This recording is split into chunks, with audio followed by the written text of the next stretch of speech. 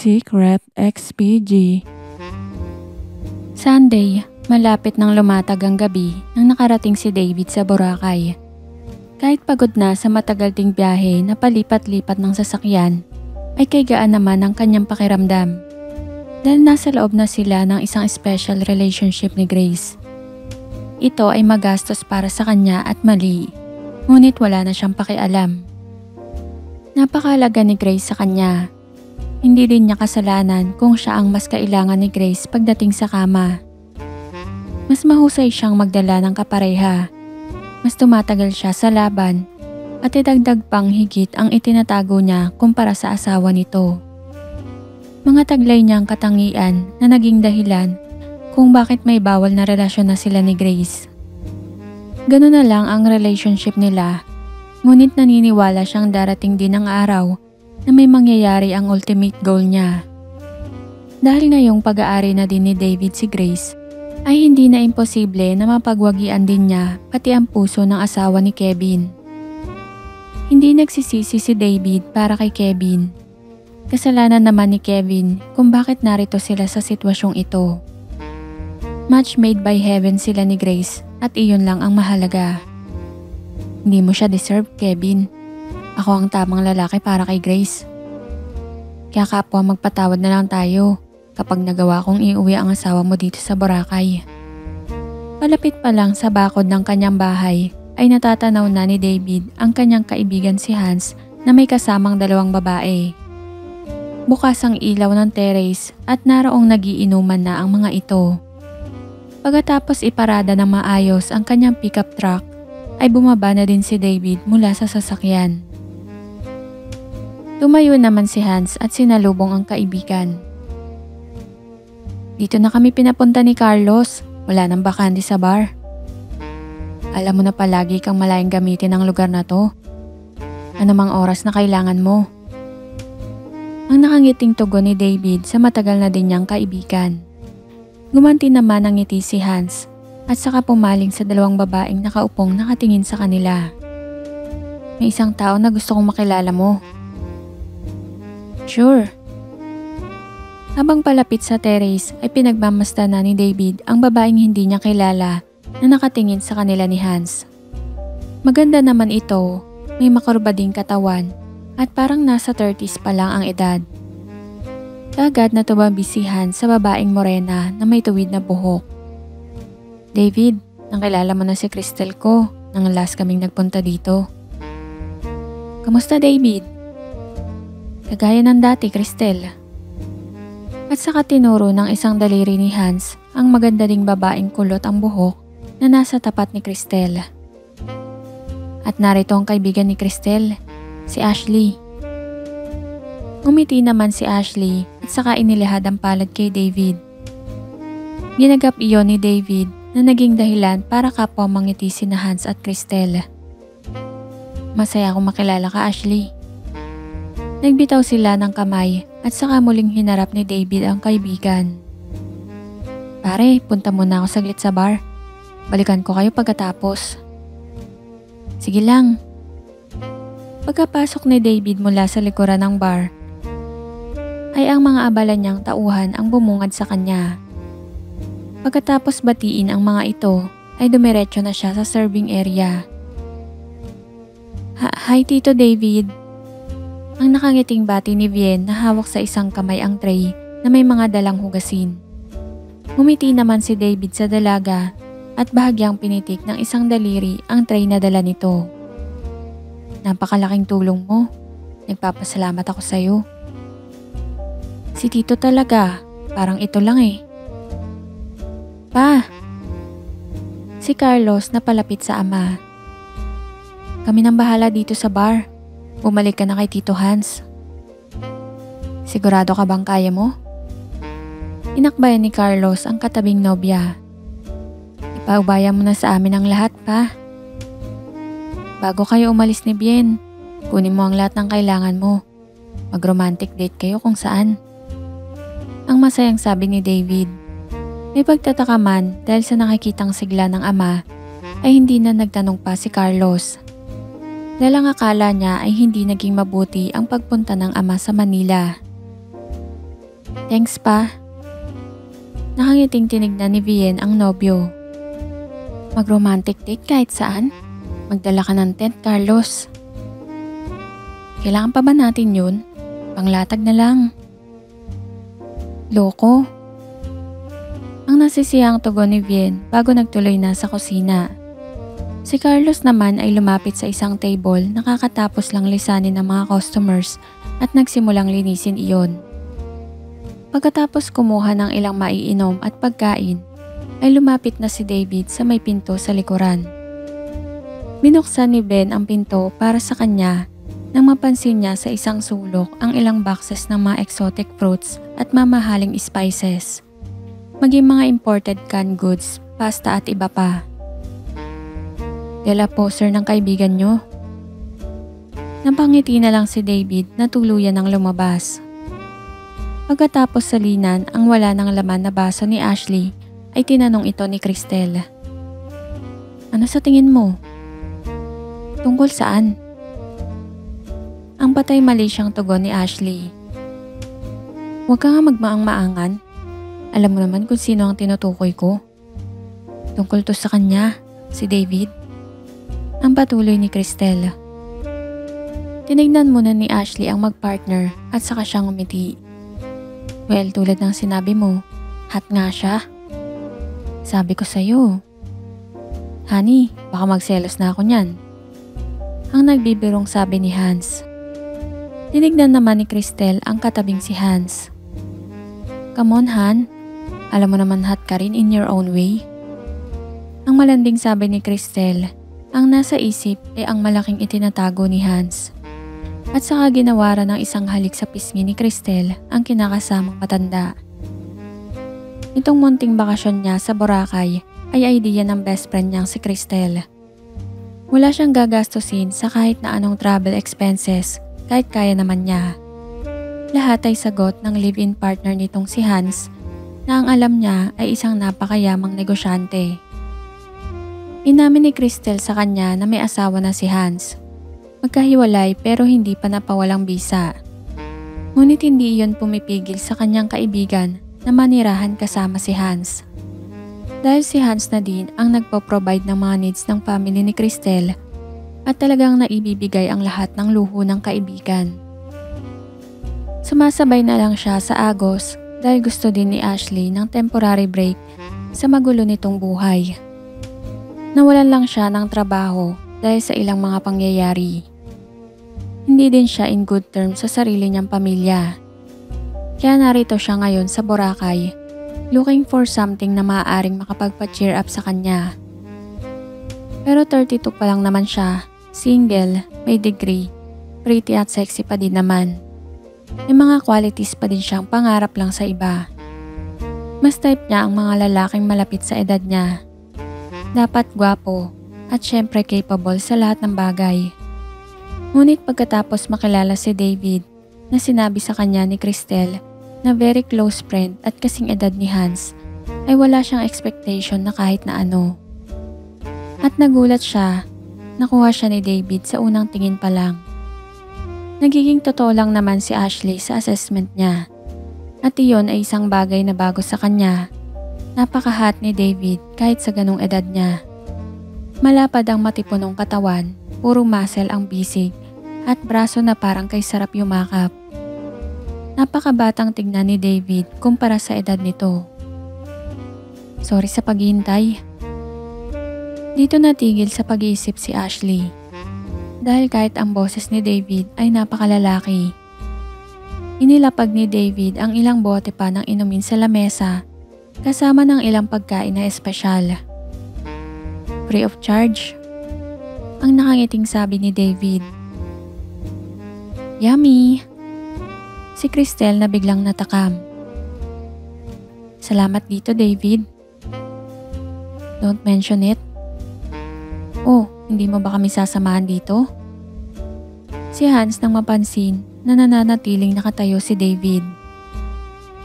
Mag-refresh lang ako ng konti. Pagkatapos maligo at magpalit ng damit ay bumaba na si David. Lumabas ng bahay at nilapitan si Hans. Habang umiinom naman ay muling sinuri ni Ashley ang lalaking palapit ngayon sa kanila. Malaki ang pagkakatulad talaga ng mag-ama, lalo na sa pisikal na pangangatawan. Mas magandang lalaki si Carlos sa ama, pero mas malakas naman ang appeal ni David. Naupo si David sa may tabi ni Ashley at saka sumabay ng inom sa mga bisita. Matagal na kwentuhan din at ilang bote lang ang nadagdag sa mga basyong nasa tabihan nila. Dahil mas nag-enjoy sila sa mga iba't ibang usapan kaysa sa masasarap na inuming nasa lamesa. Hey, sa may tabing dagat naman tayo. Ang yakag ni Cristel sa mga kasama. Tinignan ni Hans ang orasang pambisig at wala pa namang 9:00 ng gabi. Bakit hindi? Ang nakangiting tugon ni Hans sa kinakasama. David, kailangan sumama ka sa amin. Or medyo magiging nakakailang ito kay Ashley. Si Cristel na nice talagang maging close ang dalawa. Okay lang ako na pumunta mag-isa. Ang tipid na nakangiting sabi ni Ashley. Wala naman sa akin yun. Ang nakakaunawang sabi ni David. Tumayo na sila at naunang lumakad palabas sa gate sina Hans at Cristel. Kasunod na naghaharutang dalawa ay ang tahimik lang na sina David at Ashley. Nagtuloy sila sa may dalampasigan at doon parang mga batang nakipaglaro sa tubig sina Hans at Cristel. Naupo naman sa buhanginan sina David at Ashley na nanonood sa dalawa. David? Tinignan ni David ang katabing babae. Magkwento ka naman. Tungkol saan? Kahit ano. Siguro tungkol sa sarili mo o sa buhay mo. Kung okay lang sa'yo. Inalis ni David ang patingin kay Ashley at ibinalik sa maalong dagat. May 10 taon na din ang tumira ko dito sa Boracay kasama ang anak ko. Taga Laguna talaga kami. Iisang lugar lang kami ni Hans. At doon ko rin nakilala ang aking yumaong asawa. Dati akong seaman at okay naman ang lahat. Hanggang sa may nangyari. Biglang hinimatay yung asawa ko. Pagkatapos ay na-diagnose siya na may malubhang problema sa puso. Sinubukan naming ipa-opera siya. Yun din naman ang gusto niya. Pero hindi niya kinaya. I'm sorry, David. Pwede ka nang huminto. Malungkot nang umiti naman si David sa saglit na pag-aalala sa mapait na parte ng kanyang buhay. Okay lang, Ashley. Then since nahirapan kami ni Carlos na makamove on dahil doon, nagpa siya akong iwan ng Laguna at maghanap ng panibagong lugar. Isang bagong tirahan kung saan maaaring magsimula ng bagong buhay. Isang magandang bagay na nagustuhan ni Carlos itong lugar. Sa una pa lamang naming pagpunta dito. Ibinento ko ang lahat ng properties namin sa Laguna. Nagtayo ng bahay dito at nagbukas ng sarili kong bar. Nagpapasalamat ako na naging maayos kayo dito ni Carlos dahil ang lugar na ito ay isang paraiso. Oo, maganda talaga. Ikaw, Ashley, may gusto ka bang ibahagi na storya mo? Tumingin sa kalangitan si Ashley at saka tipid ng umiti. Kamakailan lang nawalan ako ng trabaho, David. Nakakalungkot naman. Okay lang, kasalanan ko naman. Na-involve ako sa isang pamilyadong lalaki at siya ang superior ko. Nalaman ng asawa niya. Nalaman ng lahat pati ng pamilya ko. Sinisi ako ng lahat. Kaya ito ako ngayon. Nagtatago sa mapanghusgang mata ng lahat. Nakakaawa, di ba? Pinagsisisihan mo na sumama ka sa kanya? Hindi, David. Mahal ko siya. Pero kailangan niyang mamili. At pinili niya ang pamilya niya at tinapon niya lang ako. Naniniwala ako na darating din ang oras na makakamove on ka rin. Kaya nga nandito ako, David. Sinusubukan ko. Ang tugon ni Ashley at saka ngumiti. Ikaw naman, nakikipagkita ka na ba sa iba? Natigilan naman si David dahil sa tanong na naibigay sa kanya. Oo, meron na. Tipid na ngumiti si Ashley. Hindi niya alam kung bakit bigla siyang nakaramdam ng disappointment sa pag-amin ni David. Maswerteng babae. Napailing naman si David. Ako ang maswerte. Oh, siguro special siya. Oo, napaka-special niyang babae. Nasaan siya ngayon? Malayo rito. Long distance relationship. Napailing naman si David. Komplikado kaysa sa naiisip mo. Di wag mong gawing komplikado. Ayun nga ang plano. Ang sabi ni David na tipid na nakangiti. Kukunin niya ang tamang oras hanggang dumating ang tamang panahon na tuluyan na niyang maibilanggo ang puso ni Grace sa kanya. Hindi na patuloy na nag-usisa pa si Ashley tungkol sa babaeng tinutukoy ni David. Ngunit naniniwala siyang napakapalad na ng babaeng iyon para magustuhan siya ni David. David, Ashley, ano? Diyan na lang ba kayong dalawa? Ang basigaw na yakad sa kanila ni Cristel. Nagkatinginan sina David at Ashley. Sabay na tumayo at lumakad patungo sa kinaroroonan ni Hans at Cristel na kapwa basang-basa na ngayon ng tubig. Miyerkules, 3 araw pagkatapos ng pagkikita nila ni David, ay parang nag-iba na ngayon ang mundo ni Grace. Mas makulay, mas kumpleto, mas masarap. Han, yung bilin ko. Huwag masyadong magpagod. Manatili ka lang sa bahay at huwag ka din muna mag-groceries ngayon. Gawin natin yun na magkasama ngayong darating na linggo. Nakakamiss din kasi yung magkasama tayong mamili. Fine, sabay na tayo. Pero kailangan muna nating pumunta sa sinehan. So, parang date? Matagal na din naman, kaya bakit hindi mo sulitin? Napangiti ng maluwag si Kevin. Pagkatapos kumain tayo sa favorite nating restaurant. I love that. Ang masayang tugon ni Grace. Ako din. At banayad na hinalikan ni Kevin ang asawa. See you later, Han. Mag-iingat ka. Sumakay na sa loob ng kotse si Kevin at tuluyan na ding umalis. Bumalik naman sa loob ng bahay si Grace. Naglinis ng mga ginamit sa kusina. At pagkatapos ay ang bahay naman ang nilinis. Kailangan niyang kumilos kahit ayaw ni Kevin. Kailangan niyang gumawa ng paraan para manatiling sexy at attractive. Hindi na siya nag-a-attend ng gym or nagja-jogging tuwing umaga sa kanilang lugar. Nang matapos siya sa kanyang mga ginagawa, ay ganap ng 9:30. Pagkatapos uminom ng malamig na tubig, ay umakyat na siya sa kanilang kwarto at saglit na nagpahinga. At saka pa lang siya pumasok sa loob ng banyo para maligo. Lumapit si Grace sa life-size mirror na nakadikit sa dingding ng banyo at bahagyang ipinaling ang katawan. Dahan-dahan na inalis ang plaster na nasa kanyang balikat. Nandun pa din ang marka na inilagay sa kanya ni David kahit 3 araw na ang nakalipas. Itinapon ang plaster sa may basurahan at tuluyan ng naligo. Pagkatapos patuyuin ang buhok, ay muli niyang nilagyan ng plaster ang parte ng kanyang balat na namumula pa din. Nagbihis na lang ng casual dress at hindi na nag-abalang maglagay ng makeup sa kanyang muka.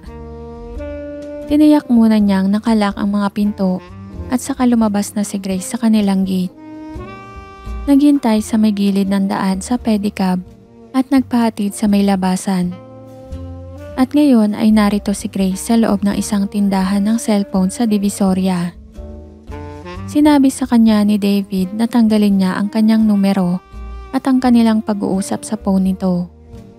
Ayun ang tamang gawin para makaiwas sa malaking problema kung sakaling mababasa ni Kevin ang mga magiging usapan pa nila ni David o kung ang asawa ang makakasagot sa tawag nito. Kaya nga kailangan niya ng bagong cellphone, ngunit hindi mamahalin. Gagamitin lang naman kasi niya sa affair niya kay David. Palaging naka-off ang nasabing phone at nakatago lang sa isang lugar na hindi makikita ni David. Palaging naka-off ang nasabing phone at nakatago lang sa isang lugar na hindi makikita ni Kevin. At gagamitin lang iyon ni Grace kapag alam niyang safe ang sitwasyon upang makausap niya si David. Pagkatapos tignan ang mga nakadisplay sa may salamin, ay tinuro ni Grace ang isang lumang modelo ng cellphone. Bumili na din siya ng isang bagong SIM card. Nang nasa loob na ng kanyang dalang maliit na bag ang pinamili, ay mabilis niyang nilisan ang pamilihan na iyon. Natatakot siya at kinakabahan. Nagtataksil na talaga siya kay Kevin. Naroon pa rin ang guilty feeling na hindi niya maiaalis sa kanya. Ngunit sa halip na labanan niya, ay hinahangad niya ito. Mainit ang pakiramdam at sobrang excited na umuwi si Grace. Sa wakas ay matatawagan na niya si David at malaya na silang makakapag-usap kapag wala ang kanyang asawa.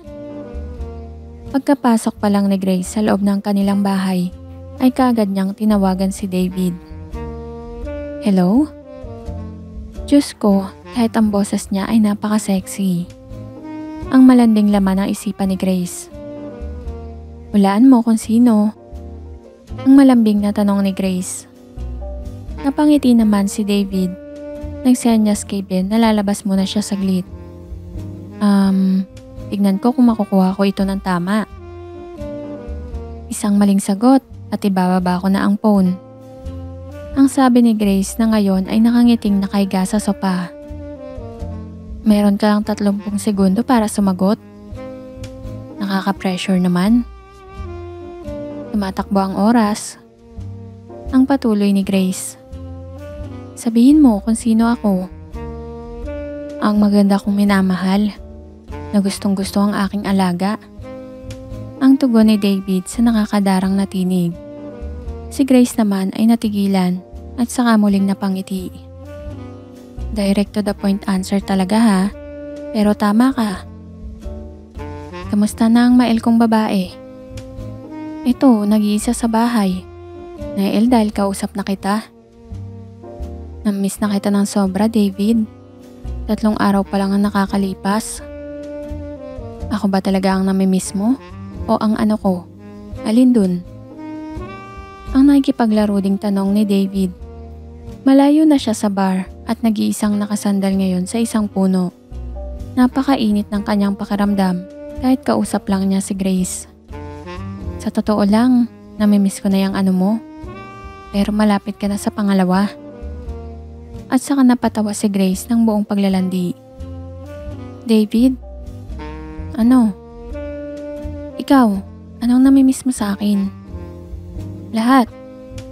Sabihin mo, anong lahat? Ang sabi ni Grace. Ang matamis mong labi. Ang bango ng mahabang buhok mo. Ang pakiramdam ng iyong mainit at makinis na balat. Ang hinaharap mo sa aking mga kamay. At syempre, ang paggawa ng mga bata kasama mo. Napakainit na din ang pakiramdam ni Grace. Oo, napakasarap sa pakiramdam. Gawin yun kasama ka. Grabe, gusto kong gawin yun sa'yo ngayon, Grace. Kung makakabuo tayo, David, anong ipapangalan mo sa magiging baby natin? Ipapangalan ko siya sa'yo at sa akin. Hindi makapaniwala si Grace sa pinag-uusapan nila ni David ang pagpapangalan sa mga magiging anak nila samantalang kasal na siya kay Kevin. Gusto kong ako ang maging ama ng lahat na magiging anak mo. Kaya naman binibigyan kita ng pagkakataon, David. Kaya pakiusap, makipagkita ka sa akin sa lalong madaling panahon. Ang nasasabik na pakiusap ni Grace. Yan ang gagawin ko. Isang mainit na paghinga ang pinakawalan ni David. 10 days pa mula ngayong araw ng schedule ko ng punta dyan. David, hindi ako makapaghintay ng ganong katagal. Kung ganon, kung gagawin ko ito ng mas maaga, ipapangako mo ba na gagawin mo ang isang bagay na hihilingin ko sa'yo? Bumangon si Grace mula sa kanyang pagkakahiga sa napakainit ng pakiramdam. Kahit ano, alam mong gagawin ko ang lahat para sa'yo. Saglit nakatahimikan bago muling nagsalita si David. Grace, pwede bang sa bibig? Oo, pwede. Ngunit sa halip na makaramdam ng alinlangan at pagkaasiwa ay mas lalo siyang nasabik. Muling humiga si Grace. Di na ako makapaghintay, David. Kailan ka pupunta? Papaalam ko sa'yo. Ayusin ko muna ang lahat. Pero malamang nasa dati pa din tayo. Okay lang ba yun sa'yo? Oo, malayo yun sa place ko. Kaya okay lang sa akin. Maghintay ka lang ng kaunti, Grace. Malapit na tayo magsama ulit. Oo, gawin ulit natin yung buong araw. Gagawin natin, Grace. At saka mainit na huminga si David. Sobrang namimiss na niya si Grace. Mula sa harapan ng kanyang bar ay napansin niyang naroon na sina Hans. Dala ang mga malalaking bag at pabalik na ulit sa Laguna. Grace, kailangan ko nang umalis. Tatawagan ulit kita pagkaraan ng ilang sandali. Dapat lang, okay? Oo naman. I love you, Grace. Pinutol na ni Grace ang usapan nila ni David. Nilapitan ni David ang grupo nila Hans na nakatingin sa kanya. Hindi na ba kayo magpapaawat? Ang nakangiting tanong ni David. Di na, pero babalik naman ulit kami. Kita mo naman, enjoy na enjoy dito si Cristel. Thanks for the hospitality, David. Sa ulitin ha. Ang sabi ni Cristel. Basta pa siya lang kayo ulit. Pagkatapos minsan pang magpaalamanan, ay sumakay na din si Hans kasunod na naunang si Cristel sa sasakyang naghihintay sa kanila. Nagpaiwan naman saglit si Ashley na ngayon ay kaharap ni David. Thank you, David. I do enjoy your company. Anytime. So, goodbye? At sakay nilahad ni Ashley ang kanyang palad. Just see you later, Ashley. Ang nakangiting tugon ni David na ginagap palad ni Ashley. Nang maghiwalay ang kanilang kamay, ay biglang hinawakan ni Ashley sa may balikat si David at inilapit ang kanyang muka. Inalikan si David sa may pisngi at saka lumayo ng bahagya pagkatapos. Pwede yun, di ba? Ang nakangiting si Ashley na binitawan na din ang palad ni David. Medyo. Nagkangitian silang muli at saka sumunod na si Ashley sa naunang magkapareha. Minsan pang tinignan si David at kumaway dito. Ano yan? Ang nanunuksong tanong ni Cristel sa kaibigan. Goodbye kiss. Ang patay mali siyang tugon naman ni Ashley. Napailing na lang si David na hinanap ang numero ni Grace. Masayang tinawagan ito at sa kanila itinuloy ang pag-uusap na naputol kanina. Marami pa silang napag-usapan ni Grace. Pag-uusap na muli na namang humantong sa kakaibang usapan. Kapwa labis na nasisihan sa bagong pampalipas oras nilang dalawa. Hindi man sila pisikal na magkasama, ay ramdam na ramdam pa din nila ang kapwa nila labis na pananabik sa isa't isa. Lunes, bandang 9:00 ng umaga, sa loob ng malamig na silid sa isang hotel sa Maynila, matikas na nakatayo si David na parang nakatingin sa isang alipin. Samantalang nakaluhod naman si Grace na parang naisambahin ang kaligayahang pinapanginoon nito ngayon. Handa ka na, Grace? Marahang tumango si Grace. Muling nakaramdam ng labis na kasiyahan si Grace. Hindi niya pababalikin sa Boracay si David nang hindi nito nasusulit ang lahat ng ginastos nito sa tuwing nagkikita silang dalawa. At ang kasunod ay ilang oras na naman nilang pagpapalipas ng oras. Pagkatapos kumain ng tanghalian ay nakahiga na naman sila sa kama. Nakasandal sa may headboard si David at nakasandal naman si Grace sa kanya. Yakap ni David si Grace at masuyong hinahalikan ang alon-alon nitong buhok. Hanggang anong oras kita makakasama dito? Around 6 PM ang uwi ng hubby ko. So dapat nasa bahay na ako ng 5. May more than 3 hours pa pala akong ma-enjoy kasama ka. Namumungay na naman ang mga mata ni Grace na tinignan ang matipunong matandang kinasasandalan. kaya sulitin natin ang bawat oras. Akmang maglalapat na naman ang labi nilang dalawa nang tumunog ang cellphone ni Grace. Inabot ni Grace ang kanyang cellphone at nakitang si Kevin ang nasa kabilang linya. Ipinakita ni Grace kay David ang tawag at nakakaunawa naman itong tumango. Hello? Si Grace na ngayon ay nakasandal na ulit sa katawan ni David. Han, late na ako makakauwi. Mga around 8 or 9 pa siguro. Marami kasi kaming ginagawa. Take your dinner early at wag mo na akong antayin. No, hihintayin kita. Gusto kong sabay tayong mag-dinner mamaya. Okay, balik na ako sa meeting. I love you. I love you too. Isang halik ang ibinigay ni Grace para iparinig sa asawa, ngunit sa labi naman ni David na punta. May dagdag oras na naman ang magkalaguyo na tiyak na susulitin nila. Pagkaputol ng tawag ay inilapag na ni Grace ang kanyang cellphone sa cabinet malapit sa may kama. Sumandal ng maayos kay David na ngayon ay nakayakap ulit sa kanya. Grace, gusto ko mamit ang husband mo. Natigilan naman si Grace at napatingin kay David. Napangiti naman si David sa alam niyang na-tense na si Grace. Hindi niya naman ako kilala. Based sa mga sinabi mo sa akin, mula sa malayo niya lang ako nakita at napakaliit ng chance na ma-recognize niya ako. David, mahiyain ang asawa ko pero hindi siya tanga. Kaya huwag tayong gumawa ng isang bagay para maghinala siya. May mga paraan naman para makilala ko siya na parang natural na encounter. Parang sa isang social gathering o event. Bakit gusto mo pa rin siyang makilala? Na-curious lang ako sa kanya. Hindi ko alam kung anong masasabi ko. Grace, anong mahirap dun? Ipapangako mo ba sa akin na magiging maayos ang ikikilos mo? Siyempre naman. David ha, magtitiwala ako sa'yo, okay? Grace, nangangako ako sa'yo. Hindi ko sasabihin sa kanya ang tungkol sa atin. Kahit may alinlangan, ay napilitan na ding sumang-ayon si Grace. May tiwala naman siya kay David at sapat na yung dahilan para pumayag siya.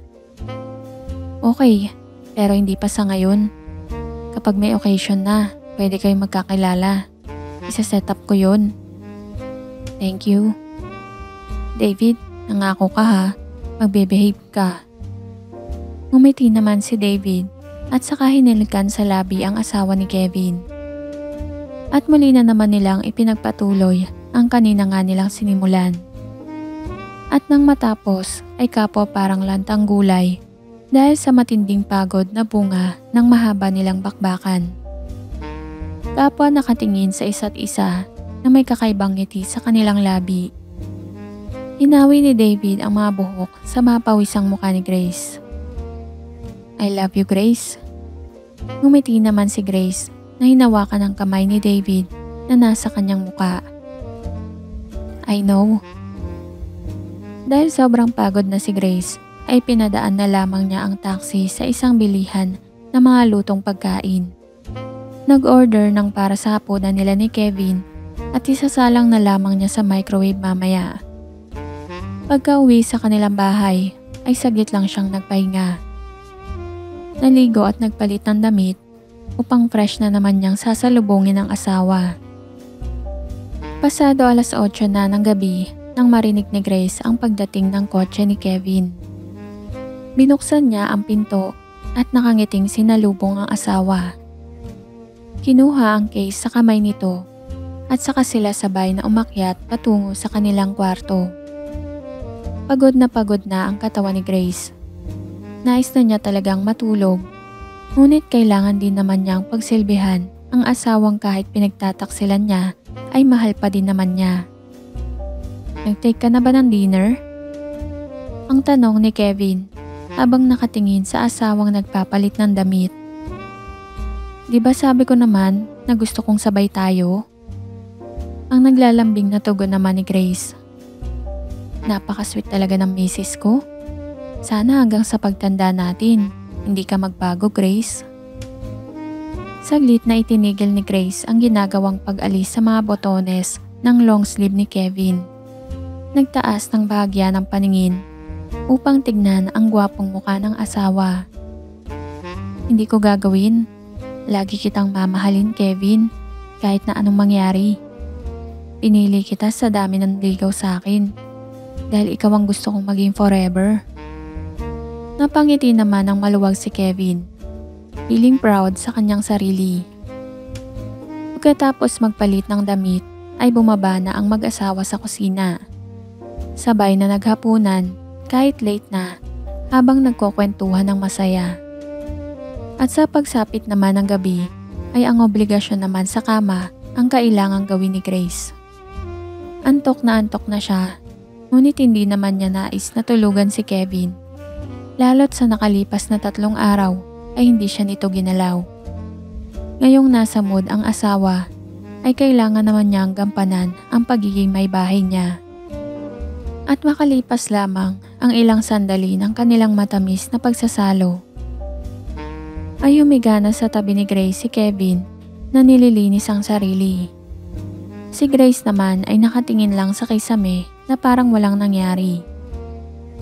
"Good night, Han," ang sabi ni Kevin na hinalikan sa labi si Grace. "Good night." Hindi na niyakap ni Grace ang asawa at natulog na din. Pagod na talaga ang kanyang katawan at kanina pa niya nais na maidlip. Ngunit may huling ngiti sa labi na sumilay kay Grace bago pa siya tuluyang nakatulog. Dahil isang buong maghapon na naman siyang dinala sa langit ni David. At hindi na ulit siya makapaghintay sa muli nilang pagsasama ng matanda. Mabilis na lumipas ang mga araw at ngayon ay nasa 3 buwan ng pagtataksil si Grace sa kanyang asawang si Kevin. Pagtataksil na kahit nakakaramdam pa din naman siya ng guilt ay niyakap na niya ng husto. Patuloy niya pa din namang ginagampanan ang responsibilidad at tungkulin ng isang mabuting may bahay. Ngunit hindi naman niya pinababayaan ang kanyang obligasyon sa kabit niyang si David. Ang kanyang matandang kalaguyo na siyang dahilan kung bakit may mga araw sa kalendaryo na pinananabikan niya. Mga araw na kapag sumapit ay nasa ulap ang kanyang mga paa at ang kakaibang ngiti ay sa labi niya makikita. Sunday, abala si Grace sa pag-aasikaso sa mga halaman sa kanilang bakuran habang nasa kamay naman ni Kevin ang isang bagong dating na dyaryo. Nakaupo si Kevin sa lilim ng lugar at doon tahimik na nagkakape at nagbabasa. Ngunit paminsan-minsan na magnanakaw ng tingin sa asawa na kay sexy talagang tignan sa suot nitong sleeveless na shirt at isang maong na short. "Kevin, aabuti na ng labigyang kape mo kakatingin mo sa akin." At saka tinignan ni Grace ang asawa niyang napakamot na lang ng ulo. "Hindi na kita ipagtitimpla ulit dahil busy ako dito. Ang sarap mo kasing tignan." Inirapan na lang ni Grace ang asawa at itinuloy na lang ang kanyang ginagawa. At ngayon ay may orchids naman ang hinaharap niya. Patuloy sila sa kanilang ginagawa hanggang sa mag-ingay ang cellphone ni Kevin na nasa lamesa. Sinagot iyon ni Kevin at saka kinausap ang mama nito. Matagal ding nag-usap ang mag-ina at pagkatapos ay nilapitan ni Kevin si Grace. "Han?" "Oh, Kevin, kung may gusto kang sabihin, sabihin mo na. Sabi kasi ni Mama, ikaw na lang daw ulit ang in-charge sa family reunion natin next month." "Fine, as if may pagpipilian ako. Tingin kasi nila sa akin, wala akong ginagawa dahil nasa bahay lang ako." "Han naman syempre lagi silang impress sa pag-handle mo ng mga family events. Tsaka syempre, points na sa akin dahil misis ko ang mag-aasikaso ng lahat. Sa park ba ulit tayo gaya ng huli?" "Yun nga pas muna daw tayo sa park. Sa resort naman daw ulit para may kasamang overnight swimming." Dito natigilan si Grace. Overnight swimming sa isang resort para sa kanilang family reunion. "Grace?" Inarap ni Grace ang asawa at saka siyang ngumiti. "Ako na ang bahala, Han." Excited na ako sa event na to. Last year kasi ay sa park sa Bulacan ginanap yung family reunion natin. Ngayon sa resort na ulit. Ang masayang sabi ni Kevin na nakatingin sa kanyang asawa. May show off ka na naman sa mga pinsan ko yung alam kong secret crush nilang lahat. At sino naman kaya? Ang nakikipaglarong tanong ni Grace. Siyempre, ang napakaganda at super sexy kong misis. Eh di paglawain natin ang mga pinsan mo. Ngayon pa lang excited na ako. Gawin nating espesyal ang araw na yun para sa ating dalawa. Ang nakangiting sabi ni Grace sa alam niyang excited niyang asawa na gusto na naman siyang i-display sa mga manyakis nitong mga pinsan. Dahil hindi naman bago na sa kanya ang pagpapapansin sa kanya ng mga lalaking nakakasama sa tuwing may okasyon ang pamilya. Bitata man ang may asawa ay parang gusto siyang salingin kahit mag-asawa na sila ni Kevin. Ang mga sumunod na araw ay ginugol ni Grace sa paghahanap ng iba't ibang resort sa Bulacan at Laguna through internet browsing. May kalakihan din ang pamilya ni na Kevin kaya dapat ay yung resort na kayang i-accommodate ang mga pangangailangan nila maging ng mga bata nilang kasama. Isang magandang resort sa Laguna ang nagpatigil sa paghahanap ni Grace. Malaki ang resort na nahahati sa dalawang parte. May sariling mga pools and amenities para sa public at meron namang lugar para sa private. Matatanaw din ang Laguna Lake na isa pang attraction sa lugar. Maluwang ang resort at based sa mga pictures na nakikita niya ay dinadayo talaga. Villa Christine. A perfectly fitted name. Ang nasa isip ni Grace habang pinagmamasdan ng isa-isa ang bawat larawan na kuha sa lugar na iyon. Mula sa mga slides, kiddie pools, big pools, bar and refreshment area ay kumpleto ang lugar. May ilang romantic area din at malaking park. First class din ang mga pribadong silid na pwede sa mag-asawa, gayon din naman para sa isang buong pamilya. Tinawagan ni Grace ang numero ng resort at nagpa-reserve ng isang buong araw at isang buong gabi sa petsa ng family reunion nila. Kumuha din ng mga kwarto para sa bawat pamilya at inalam ang ilang detalye na hindi niya nabasa. Ma'am, naka-reserve na po yung date sa inyo pero kailangan niyo pa din pong pumunta dito para sa down payment. No worries, pupunta kami dyan ng asawa ko sa Sunday para actual din namin makita yung lugar. Okay po ma'am, sa Sunday na lang po. Punta na lang po kayo sa may lobby at pakisabi po na naka-reserve na po kayo sa date na kinuha nyo for payment na lang. Sure miss, pwede ko bang malaman ang pangalan mo? Mildred po ma'am. Thanks Mildred. Ibinaba na ni Grace ang telepono. Umakyat sa itaas at saka kinuha ang kanyang nakatagong cellphone. Umiga sa kama at hinintay na sumagot ang matandang labis na kinababaliwan niya.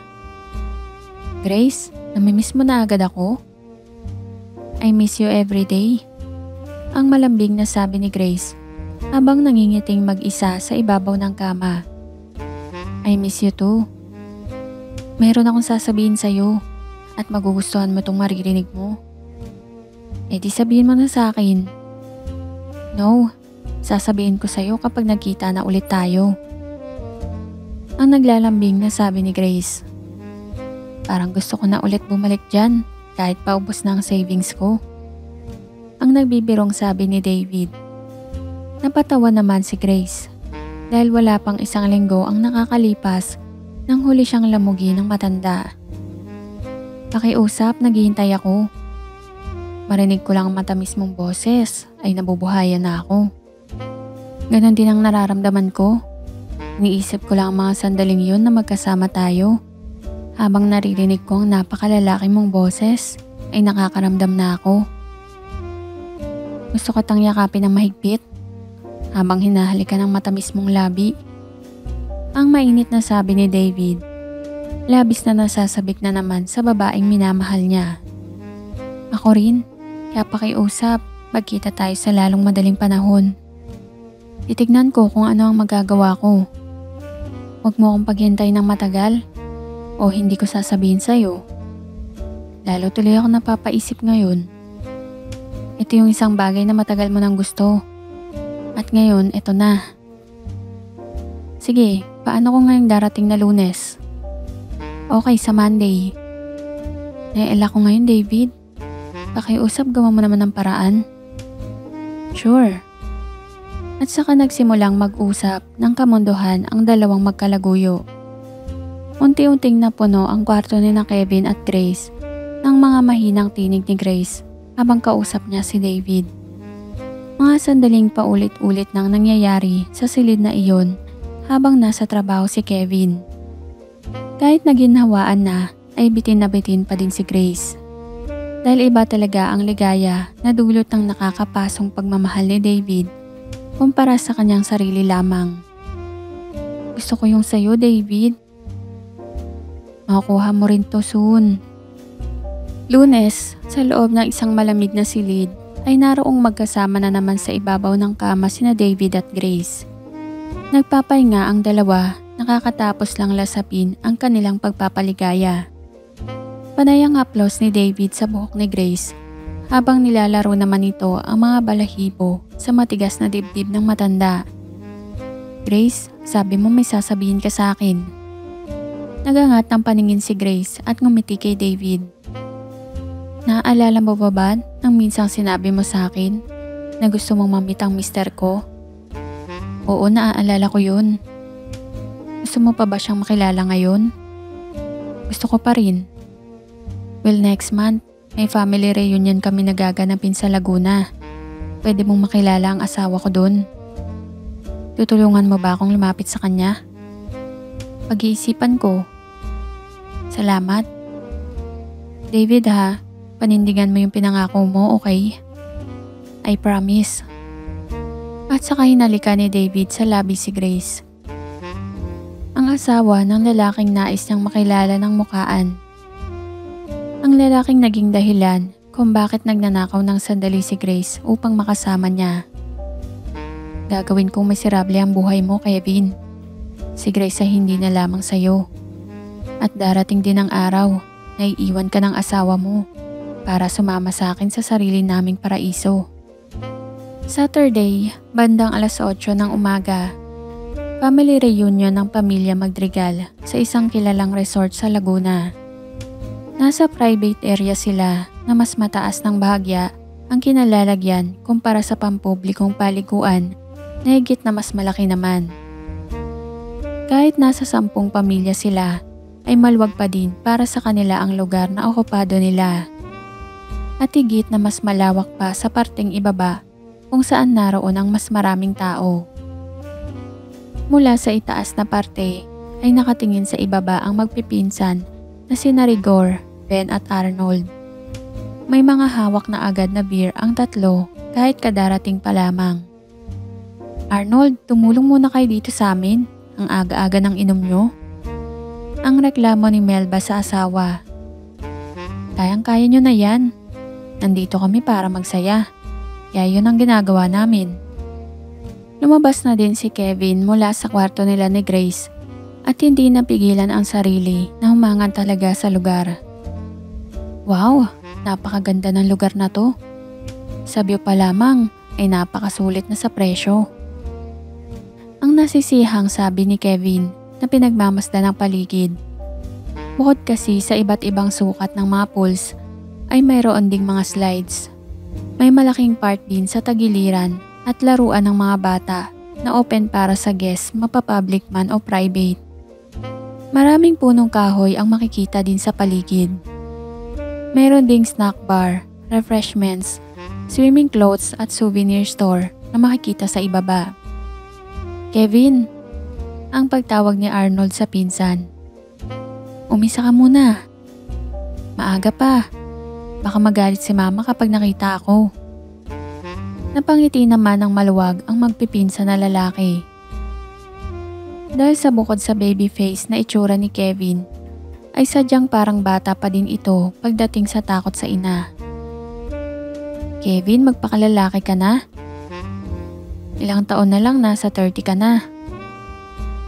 Ang patuloy ni Arnold na iniaabot ang isang bote ng malamig na beer kay Kevin. Bandulot na kinuha iyon ni Kevin at saka nagsimulang uminom. Nakipagkwentuhan sa kanyang mga pinsan at hindi nagtagal ay dumami na sila doon. Dahil nakiumpok na din ang mga kapatid niya, tiyuhin at mga pinsan na kasama. Mabagal naman silang uminom, lalo't panay lang ang usapan na kung saan-saan na nakarating. Kevin, kamusta ang status ng application niyo sa Canada? Ang tanong ni Lorenzo, ang panganay sa magkakapatid ng ina ni Kevin. Tatay ni George na ngayon ay nasa Canada. Processing pa lang din tito. Ilang buwan na din ah. It takes time daw talaga, sabi ni George. Kailangan mo na talagang sumunod sa pinsan natin doon. Naboboring na daw siyang mag-isa eh. Alam naman natin lahat na kayong dalawa lang ang close. Ang sabi ni Ben. Nasa kanya din naman ang problema. Kung nag-asawa muna siya bago umalis, di may kasama siya. O kaya humanap siya ng girlfriend doon. Kapoging lalaki. Si Arnold ang pinakamalakas sa inom ng magpipinsan. Natigil sa pag-uusap ang mga lalaki nang mula sa likuran ni Kevin ay nakita nilang naglalakad palapit sa kanila ang asawa nitong si Grace. Kahit si Arnold ay napatigil sa pag-inom na hindi magawang alisin ang mga mata sa nakakatakam talagang asawa ng kanilang pinsan. Isang medyo fitted na blouse ang pang-itaas ni Grace at kulay puting short na medyo maiksi. Nakapuyod ang alon-alon nitong buhok at ang liwanag ng araw ay lalong nagpapatingkad sa mestiza nitong balat. Isang matamis na ngiti ang nasa labi ni Grace nang makalapit kina Kevin. Mula sa likuran ng nakaupong asawa ay nawakan ni Grace ito sa may balikat. Idinikit ang kanyang dibdib sa likuran ng asawa na sadyang ipinakita niya sa lahat at saka inilapit ang muka sa may tenga nito. Kevin, last battle mo na yan. Alam kong nakakadalawa ka na. Okay, Han. Inayos ni Grace ang kanyang pagkakatayo at saka muling tumingin sa may kasama ng kanyang asawa. Go on. Si Kevin lang ang pinagbawalan ko. Ang nakangiting sabi ni Grace sa mga lalaking nakatingin sa kanya. Tumalikod na si Grace at bumalik na sa grupo ni Melba para maghanda ng pagkain para sa lahat. Feeling proud naman si Kevin dahil sa napansin niya sa papalayong si Grace na nakatuon ang pansin ng kanyang mga pinsan. Nagpatuloy na ulit ang inuman, ngunit mas mainit na ngayon ang pakiramdam ni Rigor, Ben at Arnold.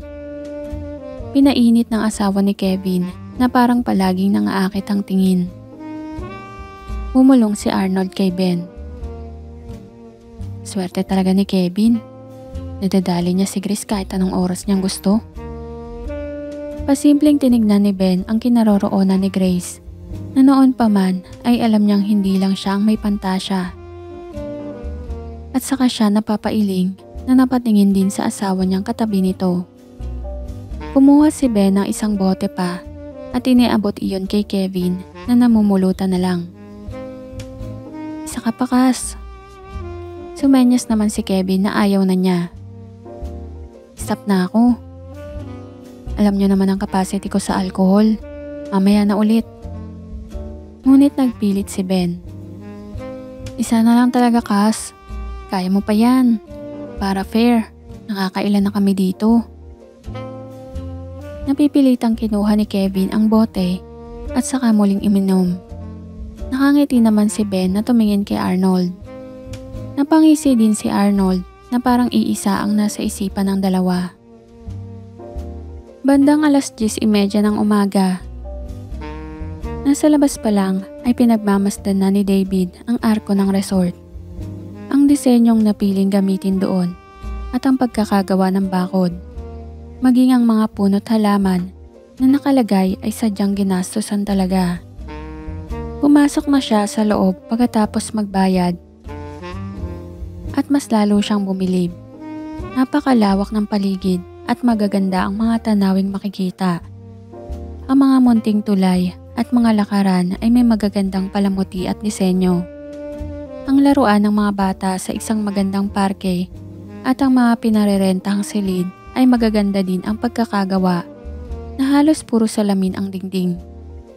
Marami namang tao ang nasa loob, ngunit iniisip pa din ni David kung sapat ba ang kinikita ng resort para sa ginastos na milyones sa pagpapagawa dito. Nasa ibabang parte siya at sa bandang itaas ay nakikita niya ang private area kung saan naroon si Grace. Lumakad na siya sa direksyon ng kinuha niyang kwarto nang umagaw sa kanyang pansin ang isang phone booth na nasa gilid ng daan. Hindi niya alam kung gumagana talaga iyon o replika lamang na gustong ilagay doon. May kalumaan na ang phone booth, ngunit malinis naman ang labas at loob. Lumapit si David doon at inilagay ang kanyang kamay sa may pintuang salamin. Binasa ang nakasulat doon at napangiti siya ng tipid. Memories.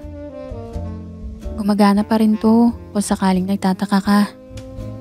Inalis ni David ang kamay sa salamin at tinignan ang babaeng pinanggalingan ng malambing na boses na narinig niya. Akala niya ay si Grace na ang magiging pinakamaganda at pinakamaalindog na babaeng nakita niya. Ngunit nagkamali siya. Dahil ang babaeng nasa harapan niya ay kayang tapatan ang ganda at hubog ng katawan ni Grace. Lalo na pagdating sa hinaharap na sadyang nakakapag-init sa paningin. Mapupungay din ang mga mata at may mahabang buhok na alon-alon na kay sarap pagmasdan habang nilalaro ng hangin. Bihirang makita ang ilan sa mga ito ngayon. Akala ko talaga ay replika lang. Lumapit ang babae sa may phone booth at inilagay ang kamay sa parteng kanina ay hinawakan ni David. Si David naman ay hindi mapigil ang sarili na hindi mabighani sa nakakahalinang babae. Totoo ito, kahit na napakadalang na nitong magamit. Kung ganon, bakit ito nakatabi dito? Ngumiti naman ang babae na muling hinarap si David. Para sa mga alaala na hindi dapat kalimutan. Natigilan naman si David na habang tumatagal ay lumalalim ang atraksyon na nadarama sa napakagandang babaeng nakangiti sa kanya. Kung okay lang ba sa'yo na itanong ko, ang mga alaalang ito sa'yo ba? Ano sa tingin mo? Hindi naman agad nakatugon si David. Nag-aalangan sa kanyang isasagot na dati naman ay madali sa kanya. Lumapit ang babae kay David at tinalahad ang kanyang palad. I'm Christine. Ginagap ni David ang malambot na palad ng kaharap. David. Naghiwalay na ang kanilang palad, ngunit nakatingin pa din sila sa isa't isa. Tama ba akong ipagpalagay na ikaw ang may-ari ng lugar na ito?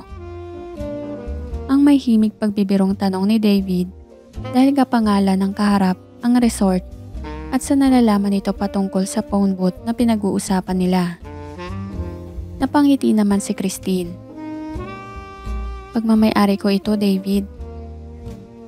Hindi naman makapaniwala si David na ang isang napakagandang babaeng para nasa 20s pa lang ay ang nagmamay-ari ng buong lugar. Villa Christine, kaya ang lugar na ito ay pinangalan sa'yo? Sa totoo lang, at first hindi ako sang-ayon na ang pangalan ko ang gamitin na name ng resort. Pero gustong gusto to ng asawa ko at iginigiit niya yun. Kaya natural bumigay ako. Napakapalad ng asawa ni Christine, ito ang nasa isip ni David. Ikaw, nag-iisa ka lang ba? Ang tanong ni Christine. Hindi, may imimit ako dito. Babae siguro. Si David naman ang napangiti. Yes. So, okay lang ba ito? Ayoko magkaroon siya ng maling idea. No, it's okay. Wala namang exact time ang oras ng pagkikita namin. At alam mo naman nag-uusap lang tayo. Oo naman. Paano? Gusto mo bang ilibot kita dito? Ang paanyaya ni Christine sa matipunong matanda na parang kay bilis niyang kagaanan ng loob. Sige, tara at punta tayo sa daan na to. Christine. Yes? Dahil ikaw ang may-ari ng lugar na to, hindi ka ba nag-aalala sa maaaring isipin sa'yo ng mga nakakakilala sa'yo dito? Nag-e-enjoy ako sa pag-aasikaso mo, pero ayoko naman malagay ka sa masamang sitwasyon. Muling ngumiti si Christine. Huwag ka mag-alala, David. Hindi pangkaraniwan na may binibigyan ako ng tour. Magkatabing naglakad ang dalawa papunta sa isang direksyon. Hindi na napansin ang mga matang kanina pa sila palihim na tinitingnan. Grabe naman, David. Ako na nga ang nag-iisa mong babae. Ang iritadong laman ng isipan ni Grace. Nasa ibabang parte sila ni Kevin para mamasyal nang makita niya si David. Naisa na niya itong lapitan kanina, ngunit kasama naman niya ang kanyang asawa. At least mataas pa din ang standards mo sa babae. Hindi may tatanggi ni Grace na nakakaramdam siya ng insecurities sa babaeng kasama ni David. Napakaganda din kasi nito at makurba ding tulad niya. Maging ang hinaharap ay parang kayang lamangan ang pinagmamalaki niya. Makasarili akong tao, David, at ayaw ko nang may kahati. Han? Si Kevin na muling tumawag sa kanyang atensyon. Pilit na ibinalik ni Grace ang atensyon sa asawa na nakapili na ng couple shirt na souvenir nila. Yes? Okay na ba sa'yo to? Hanap ka ng ibang color. Blue or cyan kung meron. Pinakita ni Kevin sa asawa ang kulay asul na damit na nakabalot pa ng plastic. Tumango naman si Grace. Saan mo pa gustong pumunta? Balik na tayo sa taas. Gusto ko nang palitan ang damit ko para matry yung pool nila. Ang sabi ni Grace na wala na sa mood para mamasyal sa paligid. Kailangan nilang mag-usap ni David. Andito si David para sa request nito na pinagbigyan niya at hindi para makipaglandian sa ibang babae.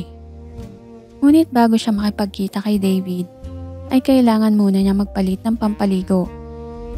Kailangan siya ang pinakakaakit-akit at pinakamainit na babae sa lugar na ito. Let's see kung magawa mo pang ilipat yung mga mata mo sa iba. Pagkatapos ipakita kay David ang iba't ibang atraksyon sa resort, ay naupo sila sa bakanting upuan sa may parke. Lovely place. Si David na nakatingin kay Christine. Ngumiti naman si Christine. How old are you, David? Ang direktang tanong ni Christine na nakatingin din sa lalaki. 55. Not bad. Mukha kang mas bata kaysa sa edad mo. Ang malambing na sabi ni Christine. Thanks. Taga malapit ka lang ba? No, sa Boracay ako nakatira. Pero dito din ako sa Laguna nagmula. I see. Alam mo, David, I love Boracay. Nakarating na ako doon ng ilang beses.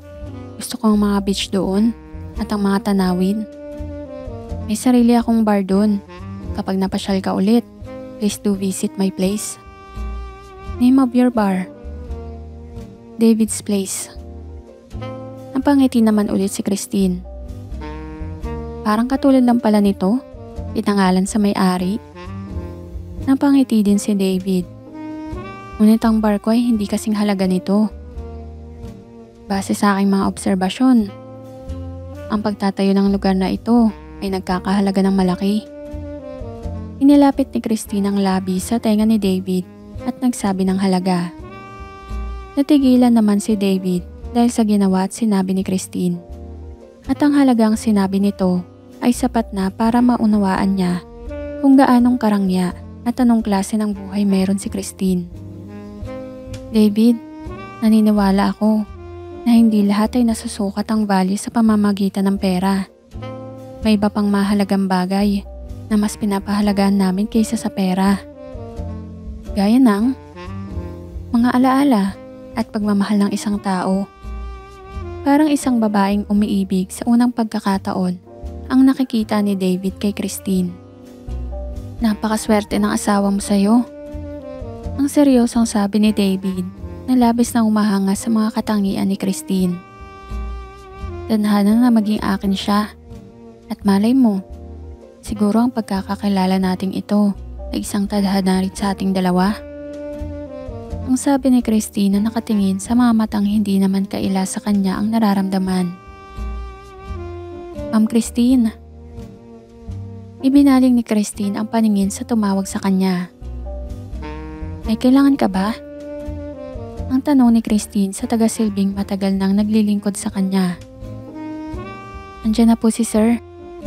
Tumayo si Christine mula sa kanyang pagkakaupo at hinarap si David na ngayon ay nakatayo na din. Andiyan na pala ang asawa ko. So paano, maiwan na kita? Enjoy your stay, David. I will. Thank you sa tour. Muli silang umiti sa isa't isa bago tuluyan nang lumayo si Christine kasama ng babaeng tumawag dito. Naiwan naman si David na napakainit ng pakiramdam.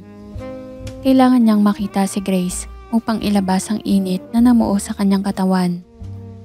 Wala sa usapan nila ni Grace na magkakasarili na sila dahil kasama nito ang asawa at mga kapamilya. Ngunit kilala niya si Grace. Alam niya kung paanong gigisingin at pakakawalan ang matinding na darama nito sa katawan. Minsan pang tinignan ni Grace ang sarili sa harap ng salamin. Nakalugay na ngayon ang kanyang mahabang alon-alon na buhok. Nakasuot na lang din siya ng two-piece blue bikini na lalong nagpapalitaw sa kanyang maputing balat at napaka-sexy na katawan. Halos lumuwa naman ang mga mata ng mga pinsan ni Kevin nang makita si Grace nakalalabas lamang ng kwarto. Dahil talagang nakakapag-init ang asawa ni Kevin, lalo na ngayong napupunta sa swimming pool. Bumulong si Arnold sa katabing si Ben. Mabigyan lang ako ng pagkakataon. Papapakin ko talaga yan. Si Ben naman pagkatapos ang nagsalita ng mahina. Tignan mo naman, napakasarap sambahin mula pa hanggang muka. Napakaswerte talaga ni Kevin. Kung asawa ko lang yan si Grace, gagabi-gabihin ko talaga yan. Loko, kahit sa araw aasawahin ko yan. Kain tulog lang ang pahinga sa akin yan. Natigil sa pag-uusap ang dalawa nang makitang palapit sa kanila si Kevin na naka-swimming trunks na din. Kayo, hindi pa ba kayo maliligo? Tara, let's hit the pool nang ma-refresh naman tayo. Una na kayo, Kas. Ubusin lang namin to. Ang sabi ni Ben. At saka nakangiting lumakad papunta sa kinaroroonan ni Grace si Kevin. Managinip na lang kayo tungkol sa asawa ko. Dahil ayun lang naman ang kaya niyong gawin. Sa isip ni Kevin, dahil hindi naman lingid sa kanya ang mga tingin ng mga pinsan niya, maging ang ilang tiyuhin sa asawa. Bagay na lalong ikinasisiya niya. Lalo na sa isiping pinapangarap ng mga ito si Grace habang nag-iisa. Lumusong na sa tubig si Grace upang basain ng tubig ang kanyang katawan. Napaka-refreshing sa pakiramdam nito. Bumaba na din sa pool si Kevin at tumabi kay Grace. Sakto sa pakiramdam ang tubig. Oo, ang nakangiting sabi ni Grace. Mula naman sa kinatatayuan ng magpipinsan na sina Rigor, Ben at Arnold, ay inis na inis sa nakikita nilang sweetness ng mag-asawa. Tara! Ang yakad ni Ben sa mga kasama niya. Nagpunta na din sila sa pool at lumapit kina Kevin at Grace. Parang sinasadyang paghiwalayin ang dalawa para makachancing ng libre sa asawa ni Kevin. Hindi naman lingid iyon kay Grace, kaya habang nasa tubig ay nakikipagkulitan din at kaunting landian sa mga manyakis na pinsan ng kanyang asawa. Ito ang gusto niya para magkaroon ng dahilan na umalis ng pool. Kaya nang makakuha siya ng pagkakataon, ay mabilis siyang bumulong sa asawa. Kevin, out na ako dito ha. Masyado na sila nagiging playful sa akin. Oo, napapansin ko din eh.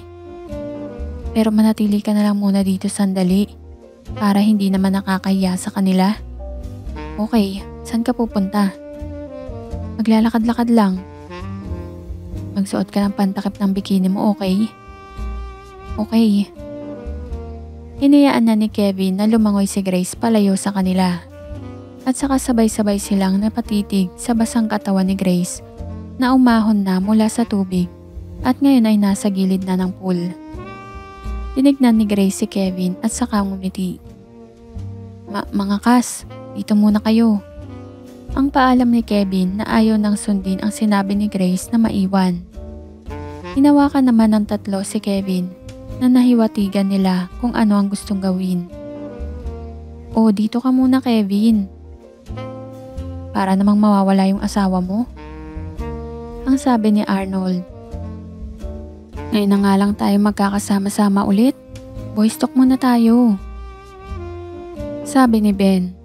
Wala na ding nagawa si Kevin kung hindi ang manatili sa pool kasama ang kanyang mga pinsan. Masasolo din naman niya mamaya ang asawa kapag nasa kwarto na ulit silang dalawa. Gaya ng sabi ni Kevin, ay naganap si Grace nang pwede niyang ipatong sa kanyang suot na bikini.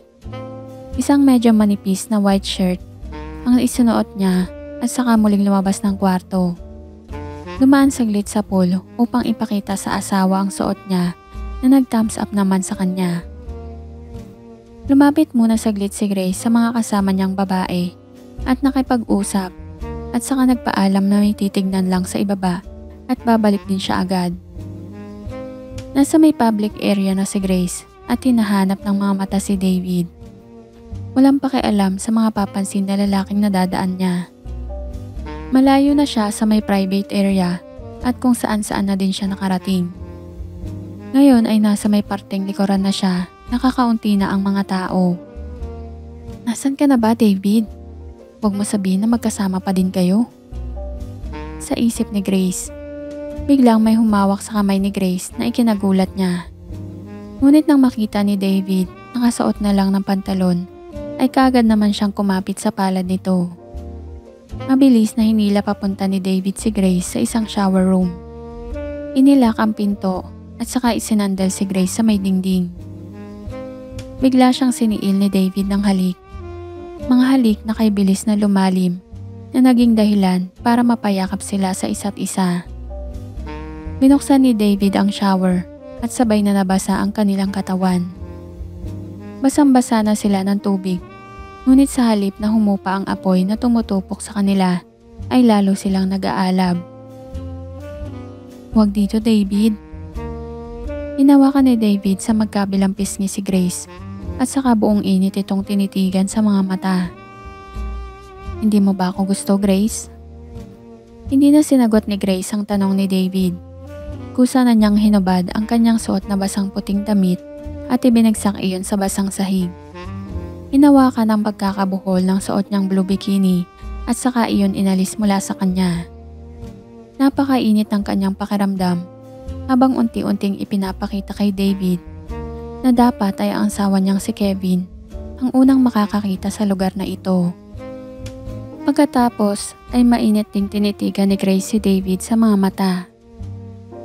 Sapat na ba itong sagot sa'yo? Hinaplos ni David ang basang buhok ni Grace. Kinabig si Grace at pinaghinang na naman ang labi nilang dalawa. Bilisan natin David, baka hanapin ako ni Kevin. Ang sabi ni Grace na natupok na ng apoy. Hindi niya tiyak kung may nakakakita sa kanyang kakilala sa pagpasok niya sa shower room. Ngunit masyado siyang walang lakas para lumaban pagdating kay David. Akin ka lang. Sabi mo pwede kitang paligayahin kahit kailan mo gusto, di ba? Alam niyang delikado ang kanyang ginagawa at inilalagay niya sa panganib na sitwasyon si Grace. Ngunit talagang napakainit ng kanyang pakiramdam na hindi kayang pawiin ng malamig na tubig. Hindi niya akalaing tatablan siya ng matindi dahil kay Christine. Kailangan niya si Grace para pawiin ang kanyang pagkadarang na nadarama. Wala sa usapan natin to, Grace. Ngunit alam mong mangyayari pa rin to. Nangyari lang ng maaga dahil sa isang babaeng hindi mo kilala. At patawad, Grace. Nasa'yo ko ibabaling ang dulot sa akin ni Christine. Ito ang laman ng isipan ni David na ngayon na talagang parang sinisilaban ang pakiramdam dahil kay Christine. Si Grace naman ay magkahalong kaba at pananamig ang nararamdaman. Hindi maintindihan ni Grace kung bakit parang gigil na gigil si David sa kanya. Parang napaka-agresibo nito ngayon at parang nag-iba. Tigil ang kanilang mga salita na tinatalo ng ingay ng tubig na nagmumula sa shower at gripo na hinahayaan nilang nakabukas. Nakita niyo ba si Grace? Sambit ni Melba. Hindi eh. Sabi niya dito lang siya sa baba at may titingnan lang. Tinapik-tapik ni Grace sa may balikat si David habang naririnig sa malapit ang mga kasama niya. Ang laki naman kasi ng lugar na to. Subukan natin dun malapit sa park. Nakahinga ng maluwag si Grace nang makalayo na ang mga kasama niya. Tinulungan ni David na makapagdamit si Grace. Ngunit hindi na niya ipinasuot ang nabasang puti nitong damit.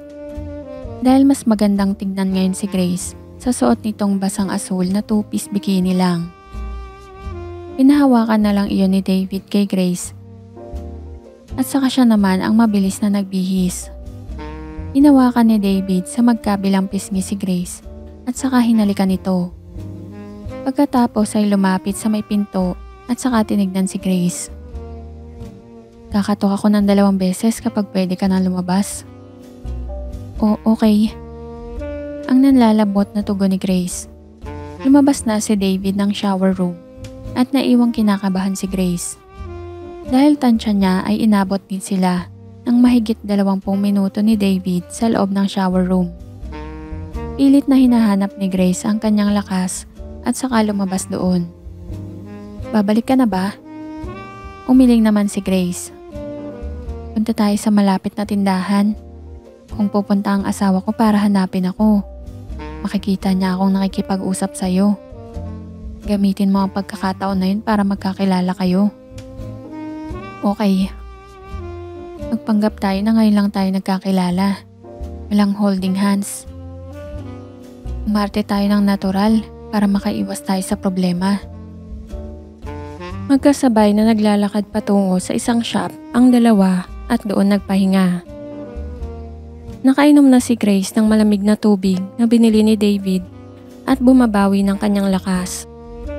Ginala ni Grace ang paningin nang wala siyang nakitang kakilala ay saka kinausap ang katabi niyang si David. Kumuha ka ba ng room? Ang tanong ni Grace. Hanggang bukas ng tanghali. Pwede kang pumunta kung gusto mo. David, alam mong andito ang asawa ko. Napangiti naman si David ng tipid. Alam ko, ang sinasabi ko lang ay nandito din ako. At saka nilapit ng bahagya ni David ang labi sa tenga ni Grace. At lagi akong handa na paligayahin ka anong mga oras na gusto mo. David, pag-isipan mo lang kung hindi mo kaya, mauunawaan ko naman. Hindi makapag-isip ng mabuti si Grace. Hindi ito kasama sa napag-usapan nila ni David dahil kasama nga niya ang asawa at kapamilya sa lugar na ito. Masyadong delikado, ngunit nagawa na nila ito sa shower room. At kung magiging tapat siya sa kanyang sarili, gusto niya ang kilig at pagkasabik na dulot nito. Biglang napatayo si Grace. Tumayo ka David at kausapin mo ako. Ang mahinang sabi ni Grace nang mapansin si Kevin mula sa kalayuan. Mula naman sa kinaroroonan ni Kevin ay hinahanap ng kanyang mga mata ang asawang may 30 minutes na din niyang hindi nakikita. Dahil nang bumalik sina Melba na hindi kasama si Grace kanina lamang ay nagpaalam na siya sa mga pinsan upang hanapin ang asawa. Nawala naman ang pag-aalala ni Kevin nang makita si Grace na nasa isang shop. Ngunit kaagad na nagbago ang kanyang pakiramdam nang mapansin na nasa balikat na nitong nakasampay ang basa na ngayong t-shirt na suot nito kanina. At ngayon ay kausap ang isang matandang lalaking hindi niya kilala. Han! Tinignan ni Grace ang nakalapit na asawa at saka siyang ngumiti. Oh Han! Sabi ni Melba hindi ka raw niya nakita dito sa baba kaya sumunod na ako. Saan naman ako pupunta? Baka hindi lang kami nagkita dahil napakalaki nitong lugar. At sino yung kasama mo? Si Kevin na ngayon ang nakatingin kay David. Ayaw sanang papasukin ni Kevin sa kanyang isipan ang kanyang pantasyang naganap na. Ngunit narito ngayon si Grace na kasama ang isang may edad na lalaki na may katawang puro muscle at may itsura din naman. Kevin, meet David. David, meet my husband Kevin. Inilahad ni David ang kanyang palad na pinaunlakan naman ni Kevin. Sana okay lang sa'yo nang kausapin ko ang asawa mo. Bago lang din ako sa lugar na to at sinusubukan kong maghanap ng souvenir. Nagkataon na ang asawa mo ay may magandang alam at nagsuggest ng bagay para sa akin na bilhin. Thank you, Grace. Ang sabi ni David na nakangiti sa babaeng pinaligaya niya kanina. Don't mention it. Si Grace na ngayon ay nakahawak sa braso ng asawa. Ngunit pabilis na kinuha ang basang damit na nasa kanyang balikat nang maramdaman ang unti-unting pagtakas ng iniwan ni David palabas sa kanya. Naglinis muna dapat ako. Inilagay niya iyon sa kanyang harapan upang hindi mapansin ng sino man. Ayaw sanang iwan ni Grace ang dalawa, ngunit nag-aalala siyang tuluyang maglandas pababa ang iniwan ni David sa kanya at makita iyon ng kanyang asawa. Han, mag-take lang ako ng quick shower sa malapit para masaya kayong makapag-usap. Go ahead, Han. Binitiwan ni Grace ang braso ni Kevin at saka makahulugang tinignan si David bago siya tuluyang lumayo. Napakaswerte mong lalaki, Kevin. Ang sabi ni David na diretsyong nakatingin sa asawa ni Grace. Gwapo ang lalaki at mukhang mabait naman tignan. Alam ko, madalas ko na rin niyang naririnig. Ang proud na tugon ni Kevin sa matandang lalaki. Ikaw, kasama mo ba ang pamilya mo dito? Umiling naman si David. May mga kasama akong kaibigan. Nasa isa sila sa mga cottage doon. Ang pagsisinungaling ni David. Well, sa aming kaso, nandito kami ni Grace kasama ang karamihan sa mga miyembro ng pamilya ko para magdiwang ng family reunion. Napansin ni Kevin na walang suot na singsing si David. Hindi ka pa kasal? Hindi, minsan na akong nagpakasal. Minsan? Nasa mas magandang lugar na siya ngayon. Ikinalulungkot kong marinig. It's okay, matagal na din naman. So, may karelasyon ka? It's complicated, but yes. Well, sana'y maging okay ang relationship nyo.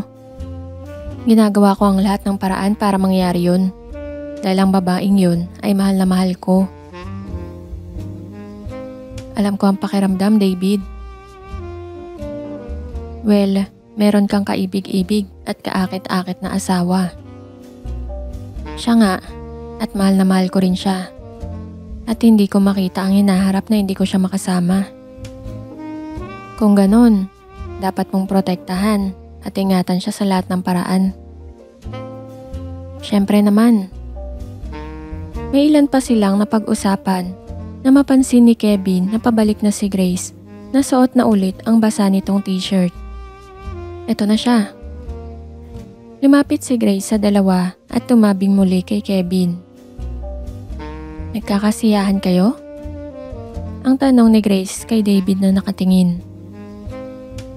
Oo naman. Ang sagot ni Kevin na nakangiti sa asawa. Mabuti. So, balik na tayo? Okay. Tinignan ni Kevin si David. David, masaya akong nakilala ka. At kung gusto mong tumambay sa amin, puntahan mo lang kami sa taas. Sure, Kevin. Bakit hindi? Tumalikod na si Kevin at hindi na napansin ang kakaibang tingin na ibinigay ng asawa kay David. Bumalik na ang dalawa sa itaas habang nakatingin naman si David sa paglayo ng dalawa. Tanghali na din naman at nagtungo muna si David sa isang kainan sa loob ng resort at nag-order ng sandwich at cold drinks na gusto niya. Wala nang bakanteng lamesa sa loob, kaya mas pinili ni David na kumain na mag-isa sa labas. Humanap ng upuan sa lugar na hindi matao at saka doon na upo. Getting your energy back? Itinigil ni David ang pagkain dahil sa pamilyar na boses na narinig. At saka siya napangiti nang makita si Christine na nasa malapit lang sa kanya. Oo, nakakapagod din ang maglangoy. Nang nakasuot ng pants? Ang nagbibirong tanong ni Christine, na ngayon ay nasa tabi na ni David. Oo. Ang parang nahihiyang tugon ni David sa panghuhuling ginagawa sa kanya ni Christine, na parang sanay na sa ganitong paraan ng pakikipaglaro sa lalaki. I-enjoy mo lang yung sandwich mo, ginugulo lang kita. Ang akala ni David ay lalayo na si Christine, ngunit sa halip ay lumapit ito sa kanya at saka nagsalita ng mahina malapit sa kanyang tenga. Gusto ko ang bango na iniwan mo sa shower room. Nakakael. Nag-init na naman ang pakiramdam ni David dahil sa narinig, na hindi pala nalingid kay Christine ang nangyari sa kanila ni Grace sa loob ng shower room. So, isa pala itong babaeng may asawa na? Christine? Nagustuhan ko kung paano niyang pigilin ang sarili niya. Ngunit napakatamis ng kanyang tinig na para bang nasa alapaap. Pakiusap, ilihim mo lang ito. Inilagay ni Christine ang kanyang isang daliri sa tapat ng kanyang labi. Magaling ako magtago ng sekreto, David. Hindi mo kailangang mag-alala tungkol sa akin. Inalis ni Christine ang daliri sa kanyang labi at saka siya muling ngumiti. Siya. Naiwan si David na muli namang mainit ang pakiramdam dahil kay Christine, na parang kayang-kayang pag-apuyin ang kanyang laman sa kahit na anong naisin itong paraan. Ito ang natitiyak ni David, may kakaibang kamandag si Christine na hindi niya nakikita sa mga katulad ni Grace. Nararamdaman ni David na mapanganib na babae para sa kanya si Christine. Ngunit sa halip na makaramdam ng kaba, ay mas lalong nakaramdam ng pagkasabik si David. At kung mabibigyan siya ng pagkakataon, ay titiyakin niya ang kamandag niya ang mananaig kapag nasa iisang kwarto na silang dalawa. Grace! Ito ang nagpamulat sa mga mata ni Grace na nakahiga sa kama sa loob ng malamig na kwartong kinuha nilang mag-asawa. Nakapagpalit na siya ng damit kaya pambahay na ulit ang kanyang suot. Mag-aalas 6 na. Mag-dinner na tayo bago natin simulan ang program. May 3 oras na din pala siyang nakaidlip. Ibinangon ni Grace ang katawan at saka tinignan ang asawang pinagtaksilan na naman niya. Ngunit si David talaga ang hinahanap ng kanyang katawan na hindi niya kayang pigilan. Pasensya ka na, Kevin, kung hindi kita napagbigyan ha. Nakaramdam na kasi ako ng pagod at pagkaantok kanina. Okay lang, Han. Pwede ka naman bumawi sa akin mamaya. Hindi na lang sumagot si Grace na umalis na sa kama. Laman pa din ng kanyang isipan ang mga sinabi ni David sa kanya. Inalalaya ni Kevin na makatayo si Grace at sabay na silang lumabas. Ngunit napako ang paningin ni Grace kay David na kasama ng mga pinsan at tiyuhin ni Kevin. May hawak ang isang bote ng beer at nakikipag-usap sa mga lalaking kasama. Natatandaan mo? Niyaya ko siyang sumama sa atin. Tipid na ngumiti naman si Grace at nag-iwas ng tingin kay David na napansin niyang saglit siyang tinignan. Habang ginaganap ang family program, ay tensyonado ang pakiramdam ni Grace. Dahil nasa iisang lamesa ang 2 lalaking nagpapaligaya sa kanya. Naging masaya naman ang lahat kahit pa may mga parteng palaro na berte ang tema. At may segment din na nagsayaw ang may mag-asawa na hindi naman nagbigay sa kanya ng saya. Dahil kahit magkahawak kamay sila ni Kevin at napapayakap sa isa't isa, ay si David pa din ang nasa isip niya. Nagtuloy pa ang program at napansin ni Grace na namumula na si Kevin. Naisa na niyang sawayin ang asawa, ngunit parang may pumigil sa kanya Sa bawat sandaling nagtatama ang mga mata nila ni David. Ngunit kahit pamalasing si Kevin, ay isang malaking sugal ang iniisip niyang gawin na puntahan si David mamaya. Dahil hindi niya tiyak kung ang lahat pa ng makakasama niya ay matutulog na din kapag natapos na sila.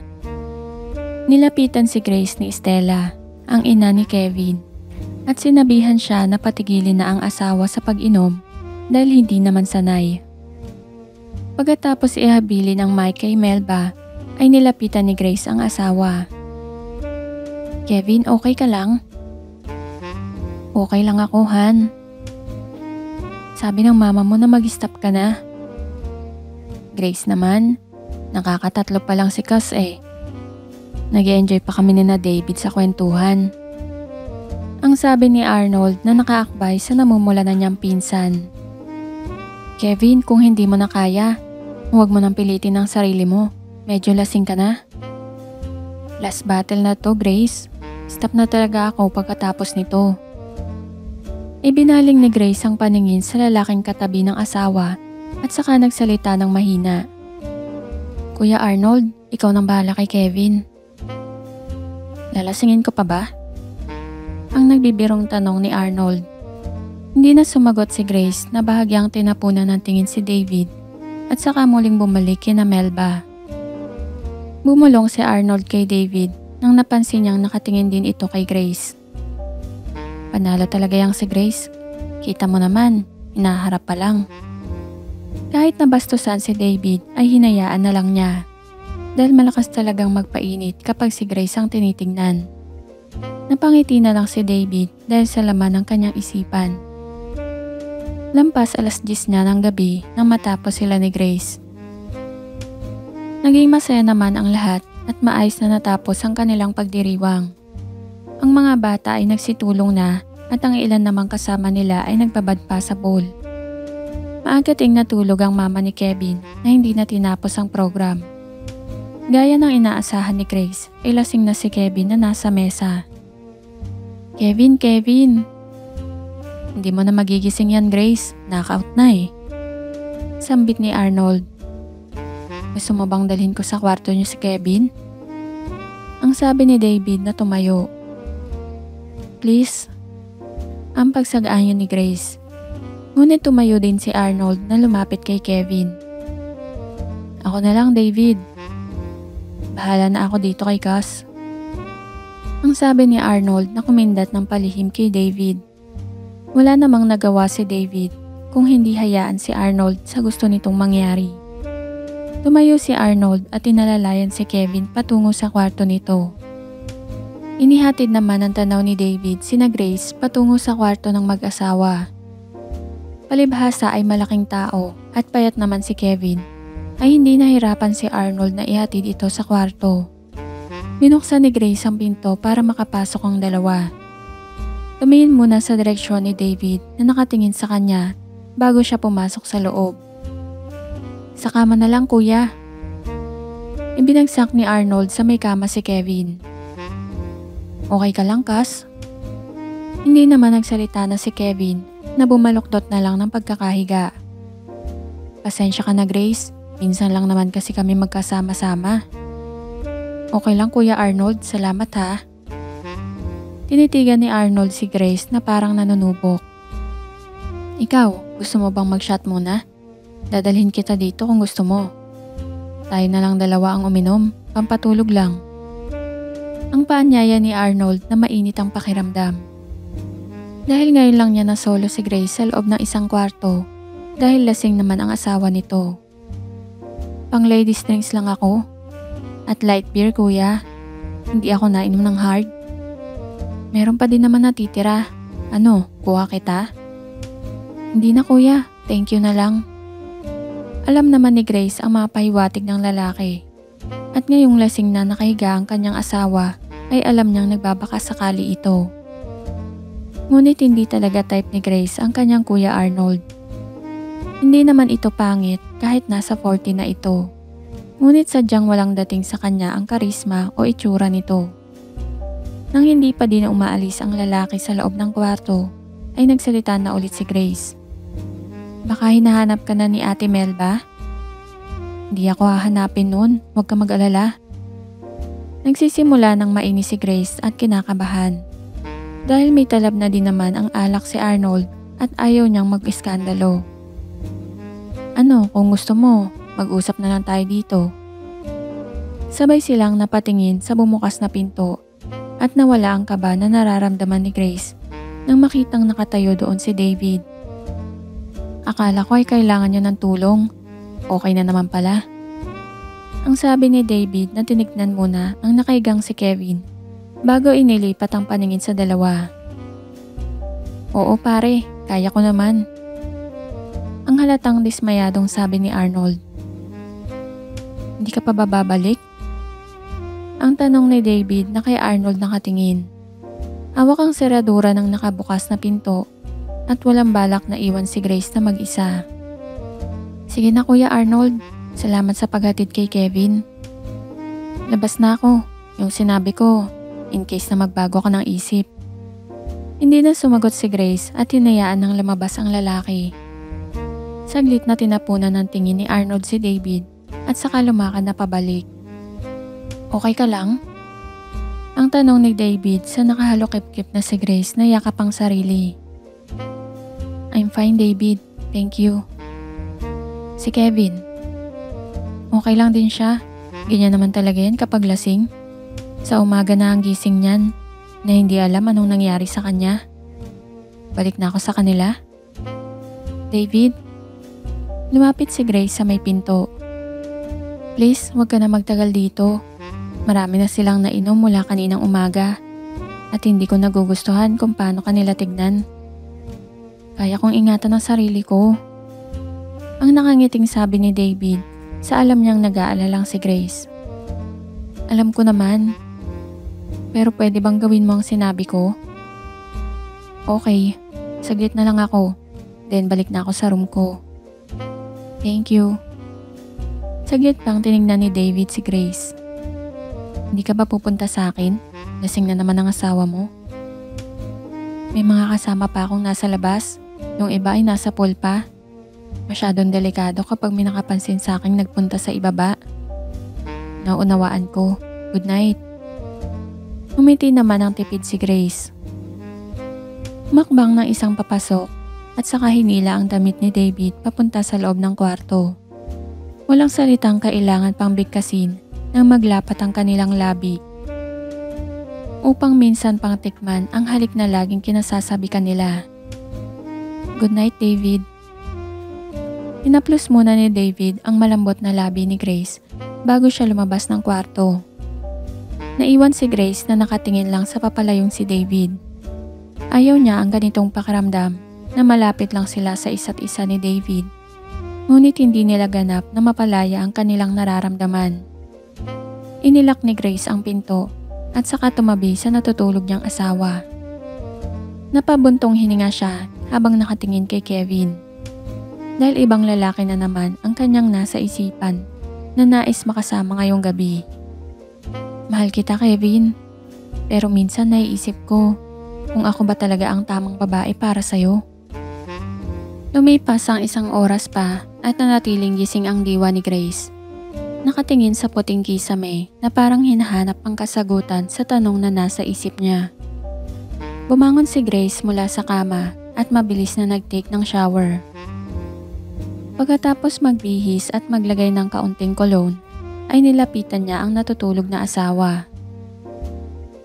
Sleep tight Kevin, sweet dreams. At sa kanya banayad na hinalikan sa pisngi ang natutulog na asawa. Binuksan niya ang dim light at saka pinatay ang ilaw sa gitna ng kwarto. Lumapit sa may pinto at saka dahan-dahan iyong binuksan. Tumingin sa direksyon kung saan nagiinuman kanina sina David at nakitang wala ng tao doon.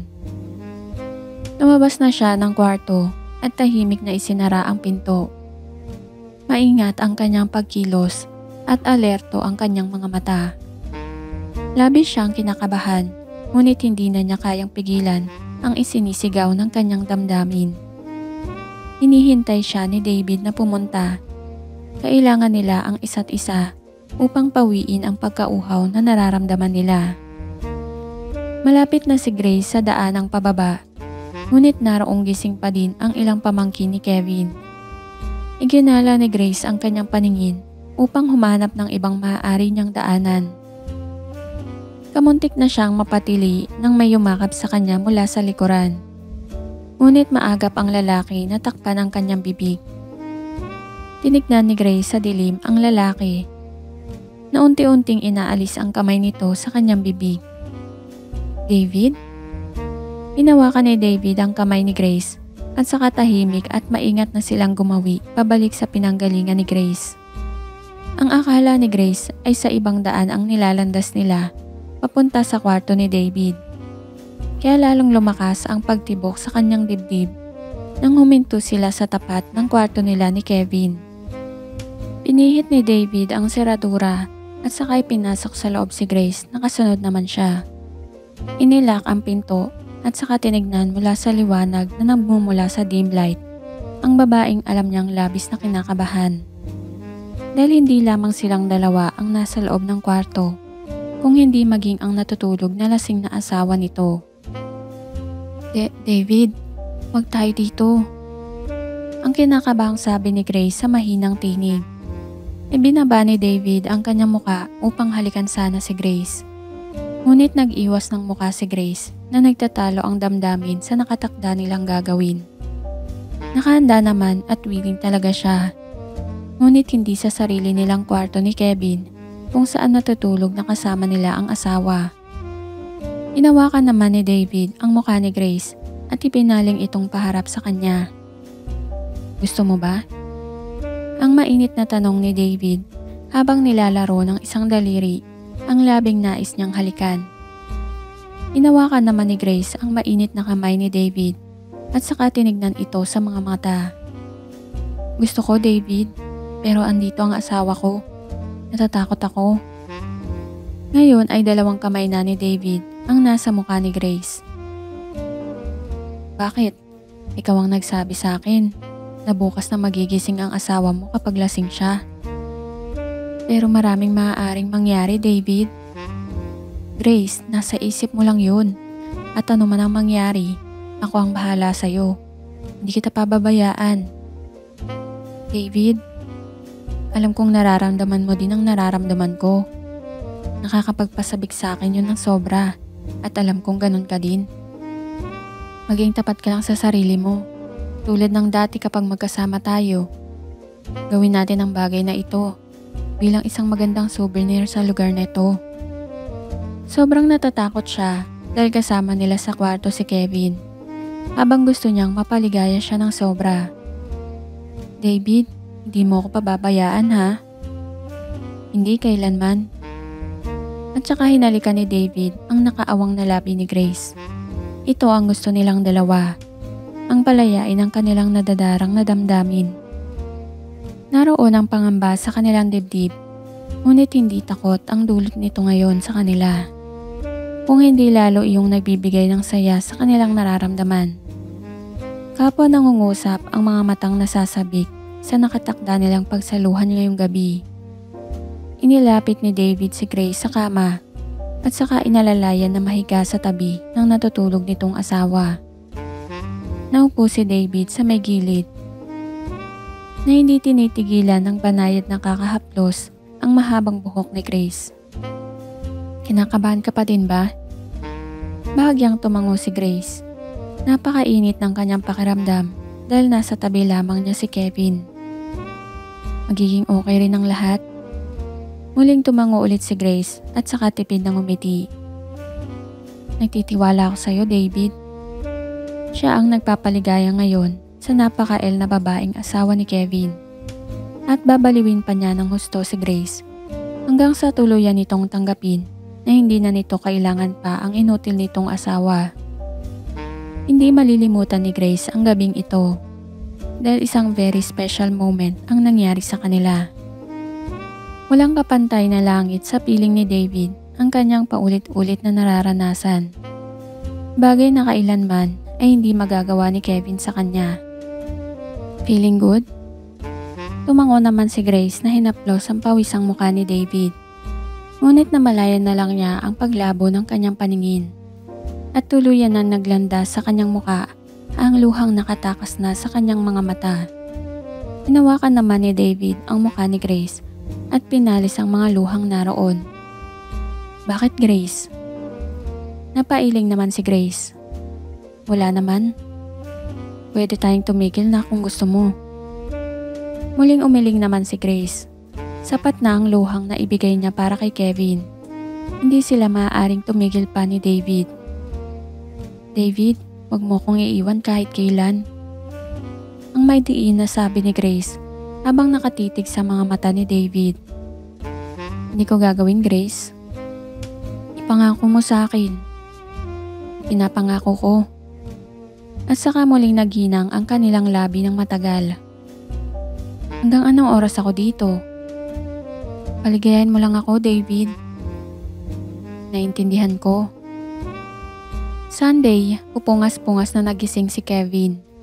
Ngunit agad namang napangiti nang makita ang nakaroba niyang asawa na natutulog sa tabi niya. Inalikan ni Kevin sa may pisngi si Grace at pagkatapos ay sa may labi. Ngunit napakunot ang noo ni Kevin nang makita ang plaster sa may dibdib ni Grace. Unti-unti na namang naalimpungatan si Grace na nakitang nasa tabi niya ang asawa. Ano nangyari dito? Ang tanong ni Kevin na idinikit ang isang daliri sa plaster na nasa dibdib ni Grace. Rashes? Ang casual na sagot ni Grace. Ituloy natin, Han. Si Kevin na pinapagapang ang kamay. Han, sa bahay na lang mamaya. Ang nagpupumilit na si Grace na itinago sa asawa. Nakakaramdam pa din siya ng pagod at kulang pa siya sa tulog. Muling hahalikan sana ni Kevin si Grace nang may kumatok sa kanilang pinto. Ate Grace, Kuya Kevin, labas na daw kayo, sabi ni Tita Melba. Kevin, almost 7 na pala. Hanggang 7 lang tayo dito ng umaga. Wala namang nagawa si Kevin kung hindi ang bumangon sa kama at pumunta sa banyong mag-isa.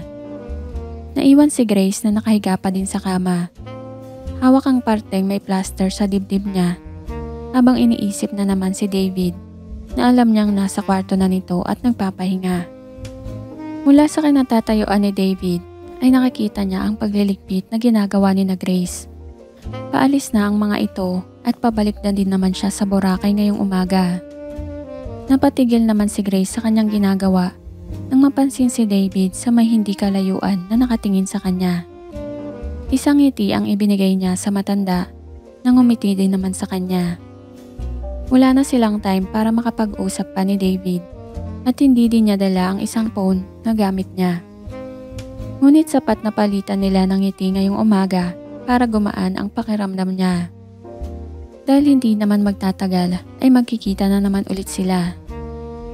Nang nakaalis na ang mga sasakyan ni na Grace ay bumalik na din si David sa kanyang kwarto. Pagkatapos maligo ay nagbihis na din agad. Dala ang isang bag at ang susi ng kwarto ay lumabas na si David at nagsimulang maglakad patungo sa may labi. Aalis nang walang paalam? Ang malambing na sabi ni Christine na nasa likuran ni David. Tumigil naman si David sa paglalakad at hinarap si Christine. Mahirap para sa akin na magpaalam. Lalo na sa isang taong espesyal na naging bahagi ng aking mga alaala sa lugar na ito. Tignan mo, nakukuha mo na ngayon, mga alaala. Oo. Yung espesyal na taong ito, kilala ko ba siya? Buong init na tinignan ni David si Christine. Ang napakagandang babaeng may alindog na kayang tapatan o higitan pa ang alindog na ipinagmamalaki ni Grace. Ikaw yun. Ang direktang sagot ni David. Napatawa naman si Christine. Huwag mo ko masyadong isipin, David. O mahihirapan kang kalimutan ng isang katulad ko. Tinitigan ni David sa mga mata ang nakikipaglarong si Christine. Naniniwala akong hindi ko makakalimutang makilala ka. Ang sweet at nakakaantig. Makbang palapit si Christine sa nakatayong si David. Inikutan ito habang sinasamyo ang pabangong gamit nito. Very manly smell. Gusto ko yan. Ang sabi ni Christine na ngayon ay nasa harap ni David na mas malapit kumpara kanina. Gusto mo ba ako, David? Hindi naman agad nakatugon si David. O gusto mo lang akong paligayahin? Ang direktang tanong ni Christine. Muling natigilan si David. Wala kang idea, Christine. Kung ano ang kaya ko pagdating sa kama. Ang tahasang sagot ni David. Gaano? Dahil sa paraan ng pakikipag-usap ni Christine at kahit alam niyang isa na namang pagkakasala ang nais niyang gawin, ay hindi napigil ni David ang sariling damdamin. Nilakasan niya ang kanyang loob habang napakainit ng kanyang pakiramdam. May malapit pa akong kwarto. Seryosong tinignan ni Christine si David. Alam ko, kahapon sinabi mo sa akin kung gaano kaganda ang boses ng kasama ko sa shower room. Naalala ko nga. Ano ang punto mo? Gusto kong marinig yun. Marinig ang ano, David? Mainit na tinignan ni David sa mga mata si Christine. Ang matamis mong tinig. Ikamamatay kong marinig yan. Napangiti si Christine na mapadako ang kanyang paningin sa harap ng matipunong matanda. At sa kanya tinignan ang naghahamon nitong mga mata. Mahirap gawin yan. Ang talunin ako. Handa ka na ba para doon? Gagawin ko ang lahat ng makakaya ko. Madilim na sa labas at nasa loob na ngayon ng eroplano si David. Inabot na din kasi siya ng gabi bago nakarating sa airport.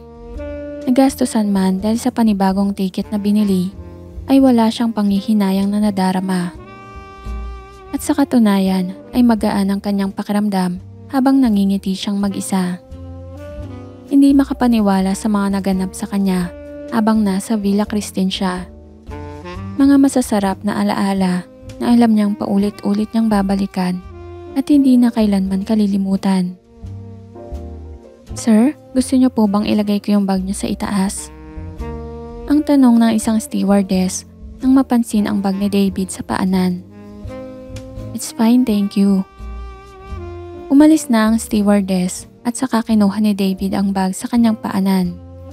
Binuksan ang isang parte sa loob ng bag at saka mainit ang pakiramdam na tiningnan at hinawakan ang kulay rosas na pang-ibaba na nandoon. Isang magandang souvenir. Thank you, Christine.